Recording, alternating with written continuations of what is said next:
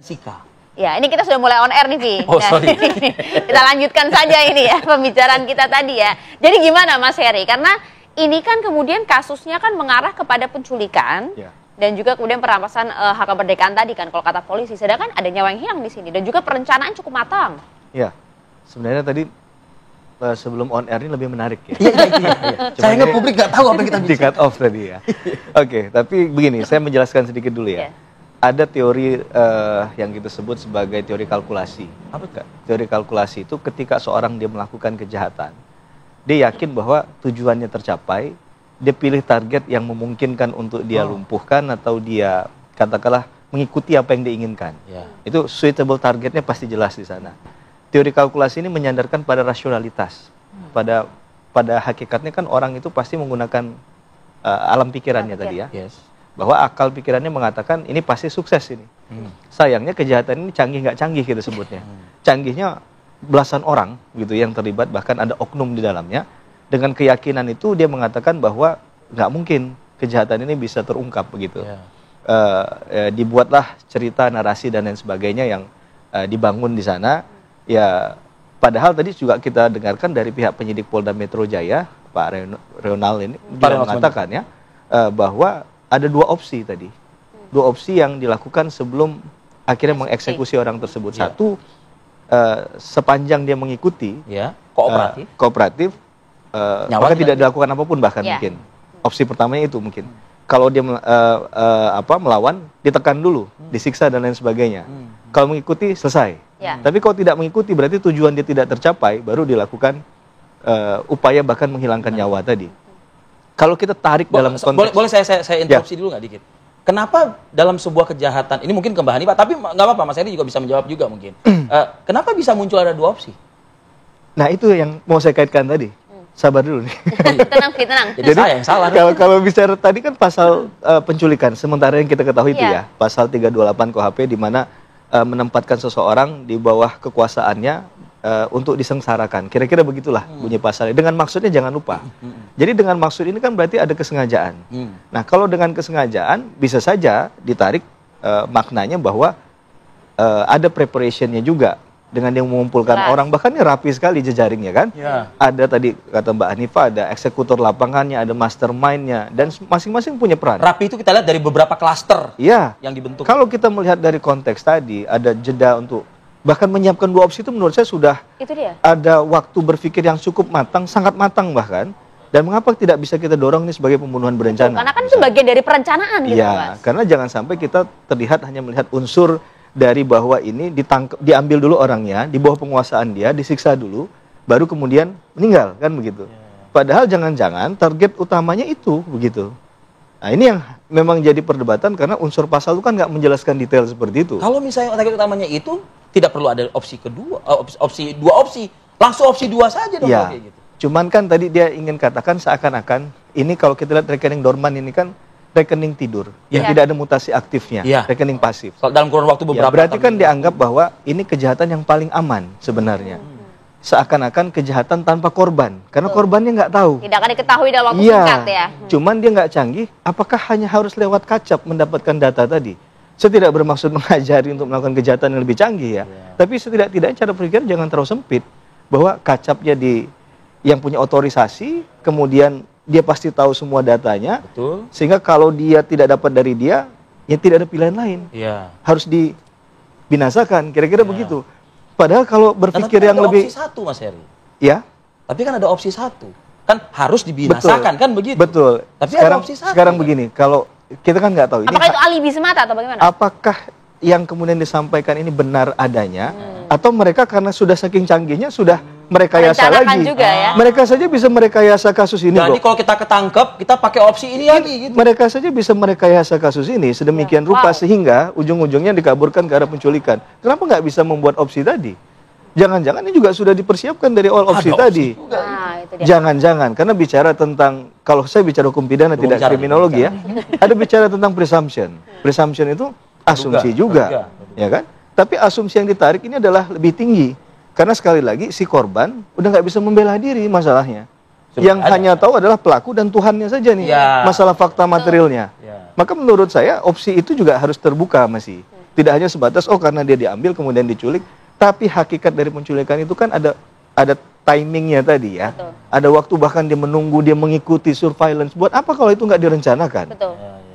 Nah, Siapa yang kan, bisa membantah bahwa itu tidak direncanakan Nah, itu sebenarnya? dia, Mbak. Itu yang kita challenge di apakah sana. itu juga termasuk Mbak Hanifah karena ini kan direncanakan cukup matang, cukup rapi? Apakah hal-hal ini mungkin juga perencanaan jalan keluar dari kasus ini jika kemudian kita tertangkap, kita kemudian opsi A, B, C itu mungkin tidak sih terfikir oleh seorang kriminal? Loh, sangat mungkin.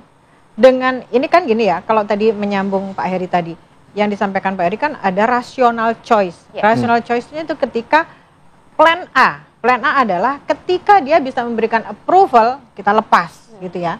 Tapi ketika dia tidak bisa memberikan, kita bunuh. Berarti kan ada eskalasi dan ada kalkulasi. Kalau diberikan approval, dilepas, bukannya menjadi miara anak macan jadinya kalau kayak gitu. Jadi seperti itu, gitu ya. Tapi kan ini yang diharapkan. Karena sebetulnya dengan cara dia menghilangkan nyawa, dia nggak punya apa-apa kan. Dia harus mencari orang lain kan. Dan rencana mereka gagal total. Karena mereka harus mencari orang lain lagi. Dan mereka akan merencanakan kejahatan lagi. Belum tentu kejahatan yang ini mereka lolos, akhirnya yang kedua kan tidak akan terlaksana gitu. Karena ini melibatkan banyak orang, kita tahu semakin banyak orang tahu rahasia kita, semakin gampang bocornya.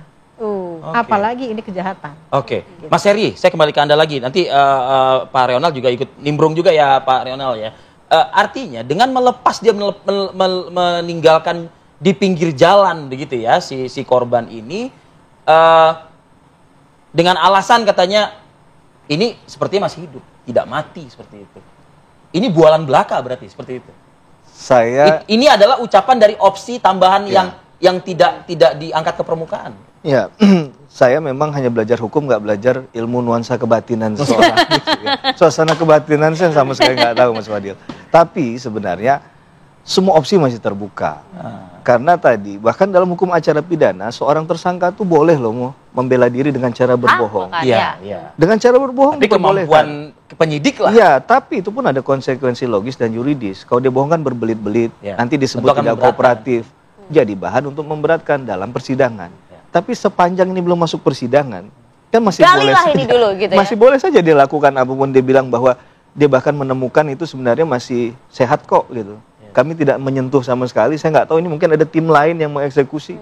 Jangan-jangan jalinan ceritanya bisa berbagai opsi. Artinya begini Mas Heri, artinya sebenarnya dimungkinkan sekali bahwa kasus ini kemudian jika ditarik menuju ke 340 kemudian berencana.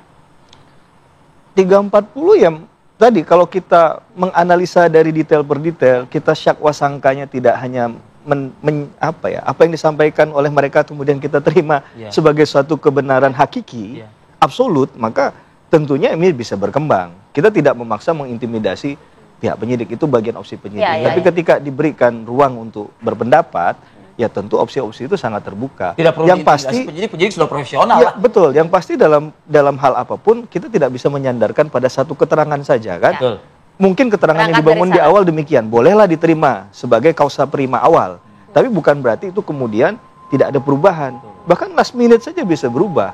Misal dalam persidangan keterangan terdakwa ternyata awal nggak mengakui, ujung-ujung mengakui. Karena dia mungkin terkenang dengan apa yang sudah diperbuat kepada si korban, mungkin dia sampai tidur juga mimpi si korban. Akhirnya dia nggak sanggup untuk menahan rasa itu, beban psikologi begitu besar, dia akan sampaikan yang sebenar-benarnya. Nah itu pun berubah. Apakah perubahan di tengah itu tidak kemudian menjadi satu fakta yang harus diterima secara material kan begitu? Itu ya, jadi dalam hukum itu tidak hanya bukti material aja, ilmu kebatinan, mimpi aja bisa mempengaruhi. Pak Reonal, saya kembali ke Anda Pak Reonal. Dari analisa dua pakar di studio ini, apa yang mungkin bisa Anda tangkap dan bisa Anda jelaskan kepada publik? Silakan Pak Reonal. Ya, kalau dari pendapat hukum ya, kami setuju dari Pak Heri dan Bu Hanifah, ya, karena yang namanya suatu tindak pidana itu kita harus melihat actus reus dan mens reanya, ya, actus reus dan mens reanya. Dan ini juga nanti akan dipersesuaikan dengan unsur-unsur pasalnya, ya, unsur-unsur pasalnya masih ada lah pasal 170 ayat 3, melakukan kekerasan terhadap seseorang bersama-sama hingga mengakibatkan orang hilangnya nyawa seseorang. Bisa juga nanti diterapkan misalnya ada keyakinan penyidik untuk menerapkan dengan primer subsidiar atau mengkombinasikan dengan dan atau ya pasal 340 kita akan melihat nanti penyidik pasti sudah sudah mengantongi itu, sudah paham itu, jadi nanti akan melihat dari hasil penyidikan yang dilakukan oleh penyidik. Sehingga diharapkan para pelaku ini tidak lepas, jangan sampai kita salah menerapkan pasal. Ya, karena salah menerapkan pasal, kemudian mereka lepas dari perbuatan yang mereka lakukan, padahal mereka melakukan tindak pidana. Gitu loh. Jadi penyidik terus mendalami perbuatan actus reus hingga mens reanya dan akibat dari mereka perbuatan yang mereka lakukan tidak pidana tersebut apa, sadar atau tidak mereka melakukan tidak pidana itu apa, kan penyidik harus gamblang di sini, harus apa namanya, seperti kita apa namanya, yang kalau misalnya ada gambar yang terpecah-pecah itu kemudian disusun rapi oleh penyidik untuk menemukan faktanya apa sih, pasal apa yang bisa kita terapkan sehingga para pelaku ini tidak luput dari perbuatan nanti pada saat di persidangan. Demikian, Mbak. Oke, artinya ini sebenarnya prosesnya juga masih terbuka ya. Kita juga masih terus menggali seperti apa begitu kan ya, Pak ya? Termasuk juga pengungkapan si S ini. Ya, gimana, Mbak? Ya, termasuk juga pengungkapan si S ini dan juga keterlibatan ya dalam kasus ini. Ya, pengungkapan si S dan masih ada DPO kemarin yang kita sampaikan, saudara EG alias Bohma ini. Sekalian di tempat yang baik ini, kalau ada masyarakat yang melihat, mengetahui, di mana keberadaannya, tolong hubungi 110 atau hubungi kantor polisi terdekat untuk kita lakukan proses hukum terhadap yang bersangkutan. Oke, ditahan dulu Pak Reonal. Kami saat ini sedang memasang DPO sebagaimana yang dimaksud oleh Anda, Pak Reonal, dengan inisial apa tadi, Pak Reonal? EG ya. Peran EG ini apa, Pak? Ya, ini dia merupakan salah satu dari tim surveillance. Memantau. Dia yang melakukan pembuntutan terhadap korban sebelum dilakukan penculikan. Baik. Berarti total DPO kita ada berapa orang, Pak? Yang baru DPO kan ini satu, Mas. Makanya yang tadi dengan inisial S tadi kan sampai sekarang identitasnya belum jelas, belum terbuka si C alias Ken ini kan. Jadi penyidik masih melakukan pendekatan, kemudian dengan alat bukti lainnya sehingga nanti ditemukanlah siapa sih inisial S ini, atau ini asal sebut dia, tapi sebenarnya bukan inisial S atau yang lain. Makanya di sini belum bisa kita sampaikan karena memang proses penyidikan itu dan penyelidikan untuk siapa yang di atasnya lagi mastermind yaitu tersangka C alias K ini, untuk kita bisa faktakan sebenarnya dan kita temukan ya ini dana apa sih yang ada di rekening Dorman ini, kemudian berapa sih jumlahnya, kemudian tujuan mereka untuk memindahkan ini apa alasannya. Itu sebetulnya substansi dialog kita pagi ini itu. Baik, terima kasih AKBP Reonal Simanjuntak, Kasubdit Penmas Polda Metro Jaya atas waktunya, Pak. Selamat bertugas kembali, salam untuk semuanya, Pak. Nah, Mas Heri, singkat-singkat Mas Heri, Mbak Hanifah mungkin. Tadi sudah dijelaskan, artinya tidak tertutup kemungkinan penyidik pasti juga akan terus mengembangkan ini, mencari lagi bukti-bukti kuat dan lain sebagainya. Kalau kita lihat sekali lagi ada surveillance, ada juga yang memantau, mengikuti unsur 340 itu bisa seharusnya untuk di. Iya, tadi kita sudah sepakati itu ya. Tapi kan opsi ini kembali ke penyidik. Ya, pasti. Nah, masalah keyakinan yang nggak susah, Bang Arif Fadil dan Mbak Maria. Karena mereka rapi sekali ya. Ya, masalah keyakinan penyidik, berani menempatkan pasal yang mana juga termasuk penelusuran kita dalam belajar hukum pidana dalam hal penerapan pasal tadi. Mungkin saja terbuka opsi itu, ya, tapi ternyata tidak dilakukan. Nah, apakah kemudian alasannya yuridis atau tidak yuridis? Cara bukti atau itu yang perlu digali. Karena dalam beberapa kejahatan, keyakinan kita orang hukum pidana ini pasalnya harus sekian, tapi kok berbeda. Kalaupun dikenakan ternyata memang nggak kena, misalnya karena lemah dalam unsur penyidikannya. Jadi ini kan banyak faktor, Bang Fadil, dan ini mungkin harus diundang 10 kali lagi ke TV One. Oke. Nah, ini dia. Mudah-mudahan sih ke Mbak Hanifah tidak harus 10 kali diundang juga. Betul. Dan S ini yang juga ada kaitannya dengan korban, ya kan? Kalau dari penelusuran tadi Pak Reonal gitu ya, memang ya saat ini yang intinya atau mastermind yang ada sampaikan tadi, ya di sinilah, di dua orang inilah. Begitu. Ya, betul sekali. Karena jadi begini, jangan hanya repot mencari pencurinya, tapi cari siapa yang membukain pintunya. Gitu. Nah, pembuka pintunya adalah orang-orang yang sampai Mencari sekarang- pencurinya sudah lengkap nih. Iya, Bahkan sudah ada lengkap. klaster-klaster Oke. segala macam. Emang Tapi benar. mastermind di balik ini ya. Mastermind-nya Posisi S ini apa sulit, gitu. Karena bisa jadi dari ketemunya si mastermind tadi itu, kita bisa mengetahui apakah ada kejahatan lain di balik ini semua.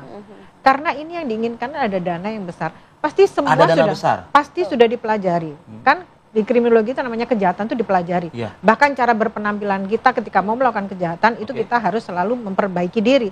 Mungkin Sampai- sulit karena memang menyangkut, mohon maaf nih, melibatkan bank pemerintah. bisa jadi Bisa jadi juga. pejabat mungkin atau Pelan orang-orang banget Bang ngomongnya, Pak. Izin sedikit ya. Intinya dalam Ya. penyidikan tidak hanya mengejar pengakuan tersangka. Betul. Oh. tapi pembuktian. Itu poinnya sebenarnya. Pintu masuknya bisa lewat mana aja. Oke, kita taruh harapan besar ya kepada para penyidik untuk mengungkap kasus ini seterang-terangnya, Vi, begitu kan? Selamat bertugas, selamat bekerja. Terima kasih banyak, Mas Terima Heri. kasih banyak. Mbak Hanifah, Sama-sama. Mas Terima kasih. Terima Mas kasih. Heri Firmansyah, terima kasih.